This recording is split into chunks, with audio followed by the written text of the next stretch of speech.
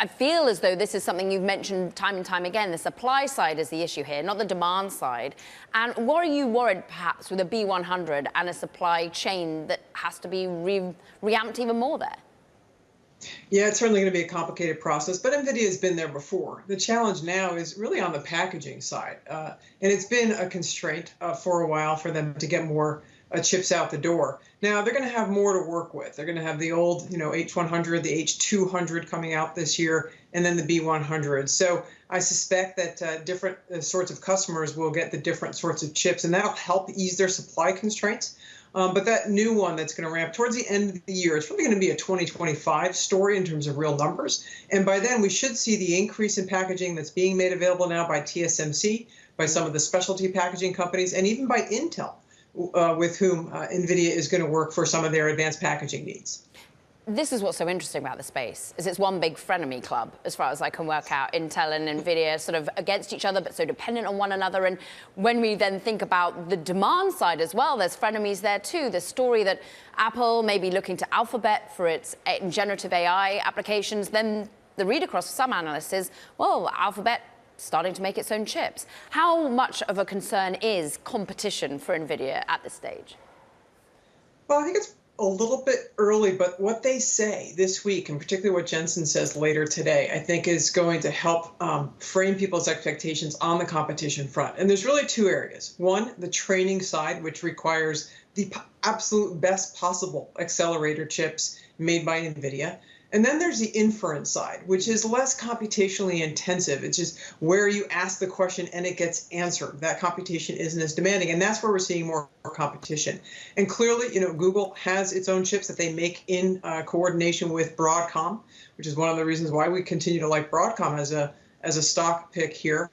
And then you also have a bunch of startups that are starting to get into this space, whether they're private companies or older ASICs sorts of companies. So there's definitely going to be a lot of competition. They're attracted by those high prices and high margins, but it's no easy trick to build a very highly computationally capable chip like the ones NVIDIA has worked on for decades. Let's just dig into the software side as well. And you've talked about CUDA in particular over with NVIDIA. We were hearing from Kunjan saying, where is the ongoing growth, and particularly from a revenue perspective of software? Where are you seeing growth for NVIDIA there? Yeah, I think that the software side, as we've been learning, is going to become increasingly important. I mean, the chips don't work in isolation, and the CUDA software platform that NVIDIA has had out there for many years works tightly with their chips, and it makes it easier to run these models and to basically build the code. The code is now trained on, many software programmers have grown up learning CUDA. And so they have a huge advantage in the coordination between the hardware and the software side. And we do expect the software side to become a bigger driver of revenues as they're really closely tied together. And that's why we do think there's room, a little bit of room, for a bit more margin over at NVIDIA. It's one of the reasons that earnings have outpaced revenue growth over the last 4 or 5 years. And we do think it'll be able to push it a little bit harder for the next couple of years. I love how you dissect what basically the room of developers are going to want to be hearing, and then the room of investors on the back of what developers are hearing are going to be wanting to be listening into. Margin.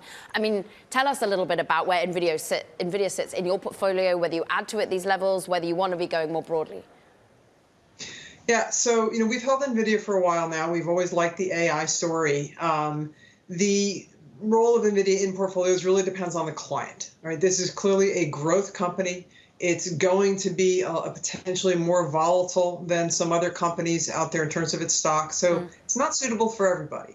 But we do see it as a core holding in our growth strategy. We do see the opportunity for it to continue to grow. We see 80% revenue growth this year, but that's really built on the fact that they hit $22 billion in revenues last quarter. Yeah. So you just run that forward, add a little bit of sequential growth, and you get to over 100 billion, 110 billion in revenue. So you get 80% growth. But going forward, right, people have to recognize that we're going to see more like 20% growth, 25% growth.